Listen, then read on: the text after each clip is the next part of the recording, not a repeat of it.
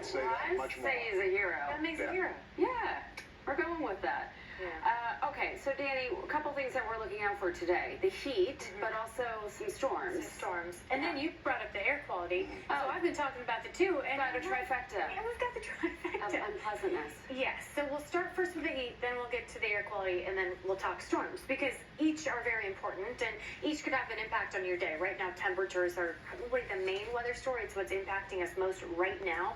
Look at the current temperatures across the 5 boroughs here. On Staten Island, 91. In Brooklyn, Bensonhurst, 92 degrees. East Village at 90 degrees.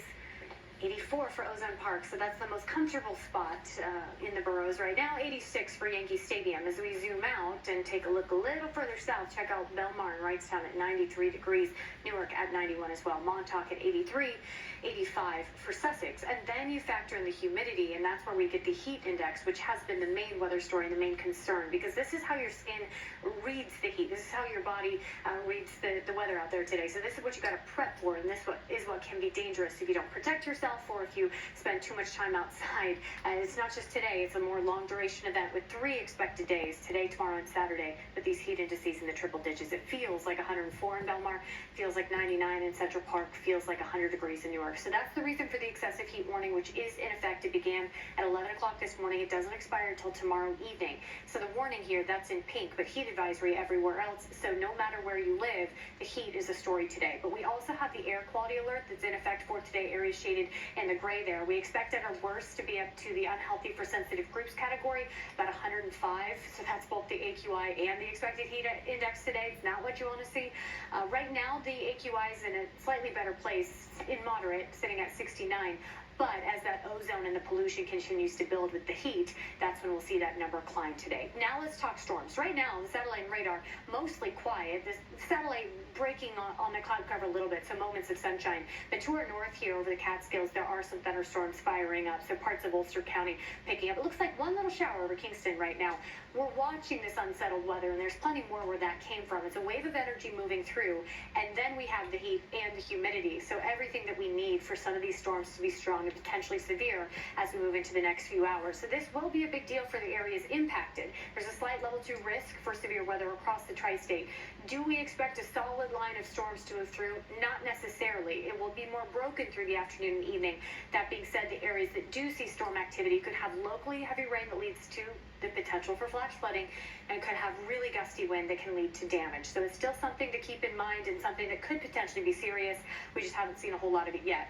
Futurecast indicates heading toward 3 o'clock, our northern areas do start to pick up on some of those scattered storms, but through the rest of the evening, that scattered storm possibility starts to spread. So not everywhere all at once, but pockets of very heavy rain with gusty wind will move through. This continues through later tonight. By 10 or 11, it looks like we're mostly dry, and then we start quiet tomorrow morning, but very warm. Our overnight lows don't offer much relief from the heat. When we start in the upper 70s in Central Park, you know it's another steamy day ahead. Tomorrow afternoon, our highs are back in the low to mid-90s, with our heat index values back in the triple digits, and that's what we're already seeing out there today, and we'll continue to see for the next several hours. So this top number, that's your feels like temperature. Again, that's what your body's reading, so that's what you have to prepare for.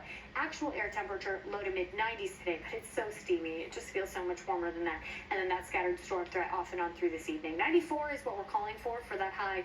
Scattered storms, once those develop in the areas that do get rain, they'll cool down a little bit, but since that's not widespread, we can't count on that a whole lot. The early thunderstorm will wrap up by 9 or 10. From there, partly cloudy, warm and muggy into tomorrow.